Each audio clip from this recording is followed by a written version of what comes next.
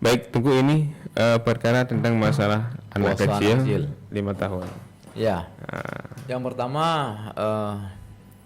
untuk anak umid baru wajib bagi dua ibu bapak memerintahkan mereka berpuasa ya di saat mereka umur 7 tahun. 7 tahun ya.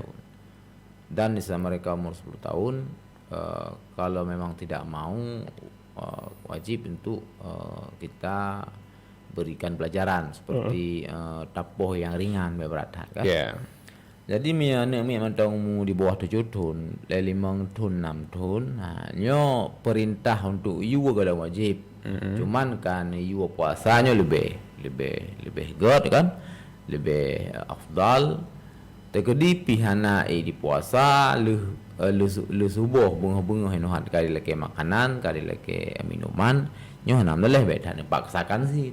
Ya, karena dari segi agama syariat juga belum dibebankan kepada mereka, tapi li katanya urang si ya memang ta you baik bacut jeut cuma ya kalau dia lagi dro untuk makan minum ya ta beda dun tapi you upu mungkin untuk orangnya berpolapan kan sehingga kadang bersipluh lusa kadang tapi cauro di ada tahapnya bacut-bacut padahal mungkin man baru umur 5 tahun mulai puasa langsung sampai terus sampai maghrib.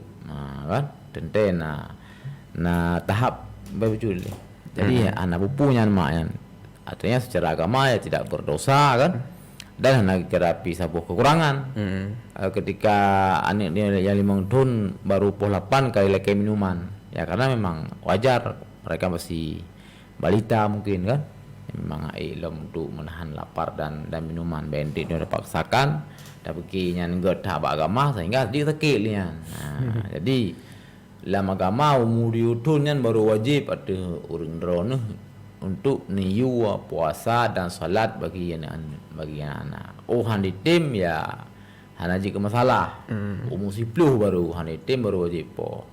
Yang tugas jino tugas jino yang tugas secara agama berarti anak mendawu 6 tahun yang kena perno cara-cara salat dan perno cara-cara puasa hal-hal yang menjadi kewajiban dan hal yang membatalkan menan umur 7 tahun wada diperintahkan lakukan secara sempurna yang dimaksud oleh agama hal yang membatalkan kamu dan hal-hal yang menjadi rukun syarat juga sudah mereka ketahui.